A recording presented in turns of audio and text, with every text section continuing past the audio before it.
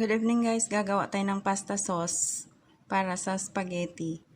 Ang gamitin natin ay shrimp na may Nestle cream guys. So to begin with, magsimula tayo sa, may mantika na ako dyan sa mainit na kawali guys. So medyo taasan lang natin ang apoy. So ilagay ko na yung butter guys. Yan. Ang butter guys, nakakatulong yan siya para mag-brown agad yung niluluto mo. So, ilagay ko na ang bawang. Yan guys. Bawang. Kamayin ko na lang guys ha. Kasi, wala pa tayong tripod. So, nahirapan ako. Isang kamay lang ang gumagalaw.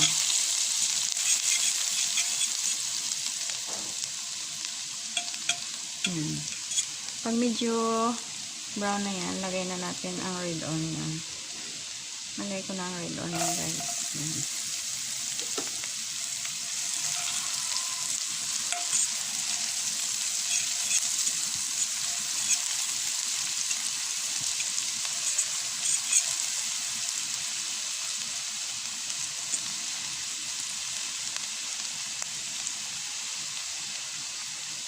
Lagay ko na ang hipon. Yan guys. Hinati ko yung guys. Bali yung lengthwise ang pagkahati ko sa hipon. Ganito yung sandok. Naingay yung pusa guys. Naglalandi.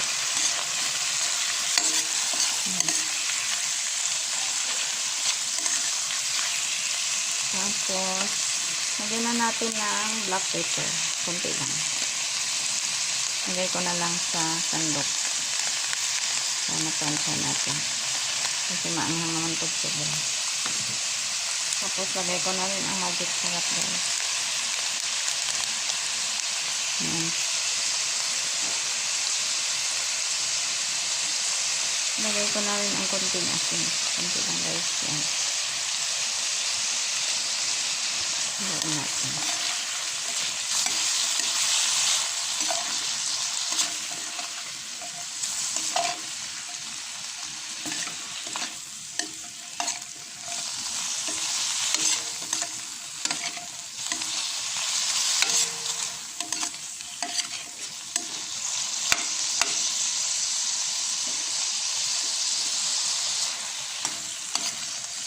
Hindi dapat kasali ang ulo dyan guys. Kaya lang. Hinayang ako eh. Meron kasi makukuha dyan na taba. Pampalasa. Ayan. Pero kung mataas ang cholesterol nyo guys, huwag nyo isama yung ulo ng hipon. Kasi mataas ang cholesterol yan. So, maglagay tayo ng konting tubig guys. Konti lang. Pampa-dissolve lang doon sa mga seasonings na nilagay natin. Yan, taasan ko na ang apoy.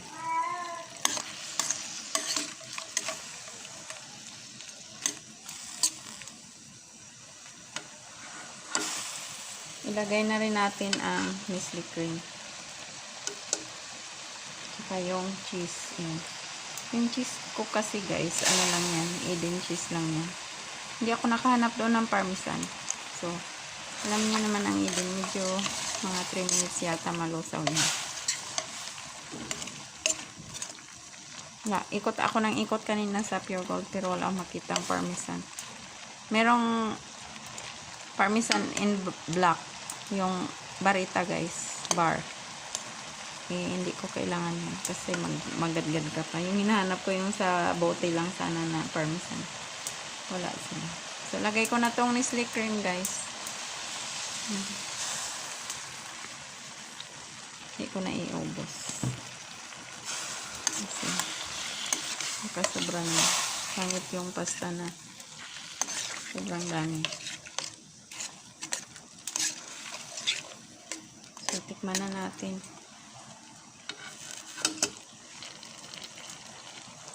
Doon pala yung pantikim ko.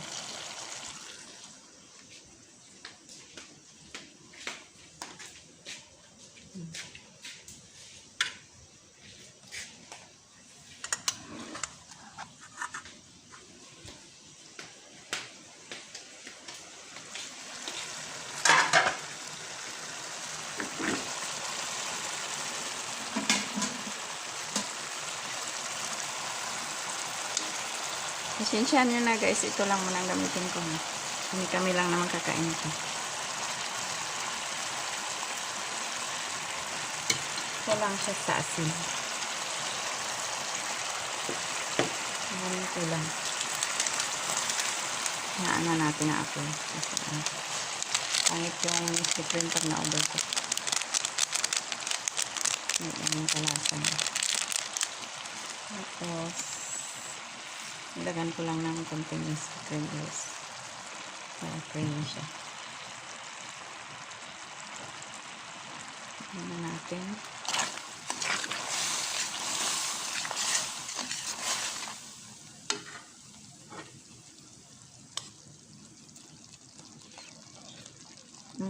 Sarap na siya. Okay na to guys. Hindi ko na siya alatan. Ilagay na lang natin ng konting this.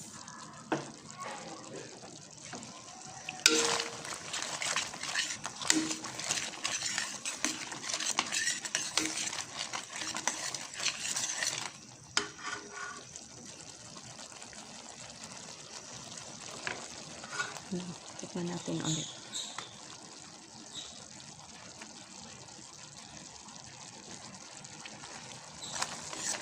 Pero pag nagluto ako guys ng pang party, hindi pwedeng isang cheese lang na klase ang gamitin guys.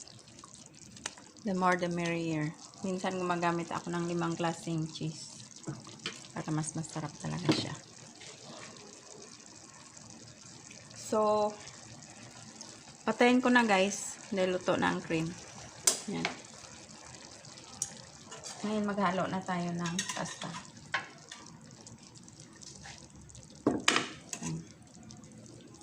Halo na tayo ng pasta.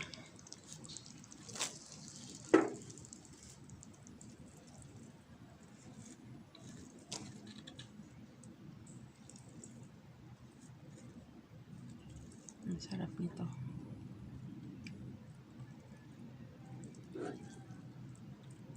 Masarap guys kasi ang ginamit kong hipon, sariwa yan guys. Yan ang pinakasariwang hipon sa palengke kanina. Buti nakaabot ako. Kasi minsan yung suki ko dyan walang tindang hipon. Pag mataas ang hipon diyan siya nagtitinda. Ngayon mura lang hipon dyan, 400 a kilo.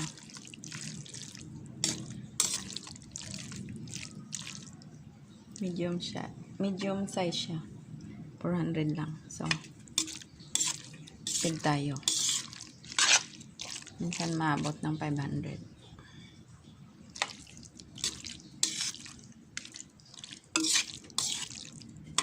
Dagdagan pa natin ng konting noodles. Ayan. Kasi baka maraming may gusto. Dapat pala guys, inubos ko na 1 kilo, no? Akala ko kasi 2 klase lang ng sauce ang gawin ko, 3 pala. May baka pa pala akong nabili. So, gagawa rin tayo nun.